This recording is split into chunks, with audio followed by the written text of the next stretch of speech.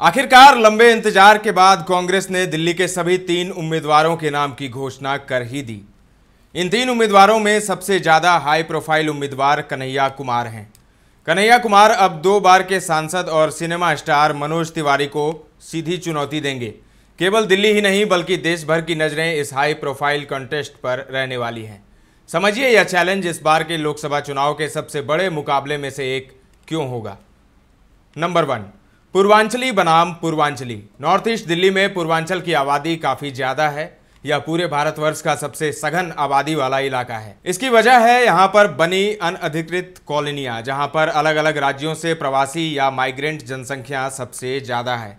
इसी इलाके में बुराड़ी, करावल नगर, सीमापुरी, गोकुलपुरी जैसे क्षेत्र आते हैं, जहाँ सैकड़ों की तादाद में अनऑथोराइज्ड कॉलोनियां हैं। इनमें न सिर्फ बिहार बल्कि उत्तर प्रदेश और हरियाणा से आकर काम करने वाले बड़ी आबादी रहती है। ऐसे में उन सब का वोट किस तरफ जाएगा, यह भी यहां का चुनावी समीकरण तय करेगा।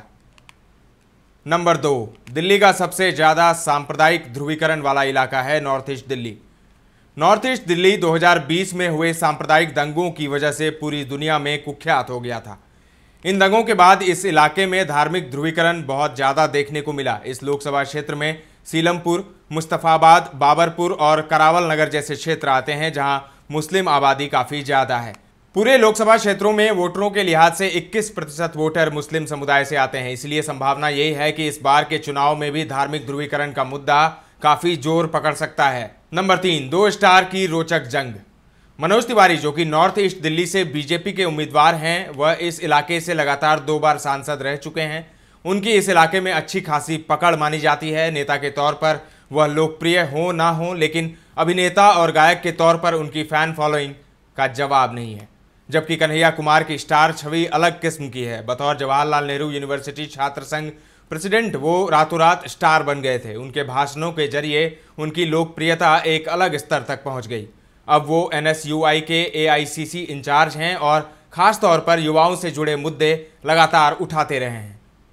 नंबर 4, मोदी का सिपाही बनाम राहुल का राइट हैंड। कन्हैया कुमार राहुल गांधी की दोनों भारत जोड़ो यात्रा में काफी सक्रिय रहे।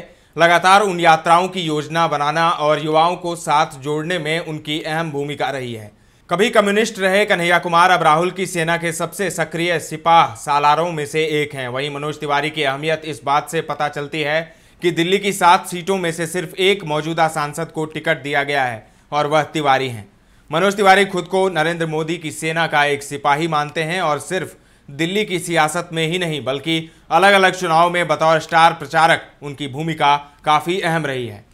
नंबर 5, नॉर्थ ईस्ट की जंग से निकलेगा दिल्ली का भविष्य।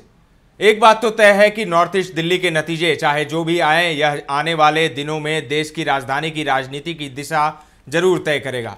इन चुनाव में चाहे मनोज तिवारी जीतें या फिर कन्हैया कुमार, दोनों के सामने दिल्ली की राजनीति में अपनी पार्टी को नेतृत्व देने की काफी क्षमता मौजूद है। मौजूदा समय में आम आदमी पार्टी और अरविंद केजरीवाल कई आरोपों में घिरे हैं। ऐसे में यहां से जो भी जीतेगा उसे उनकी पार्टी दिल्ली के भविष्य के तौर पर प्रोजेक्ट कर सकती है।